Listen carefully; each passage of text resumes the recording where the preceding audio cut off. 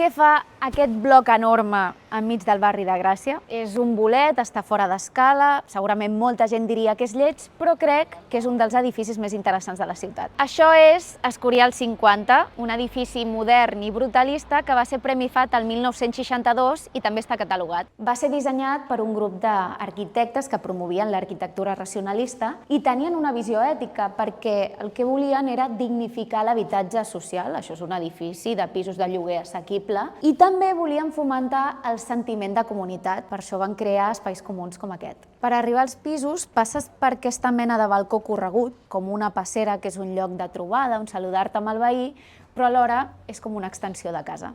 Però el millor està a l'interior. Els pisos són dúplex de 100 metres quadrats amb 4 habitacions i 2 banys, tant de bo tots els habitatges socials que es fan ara fossin així, i tots els pisos donen a dues façanes, així tenen molta llum, ventilació creuada i totes les habitacions tenen una bona finestra exterior.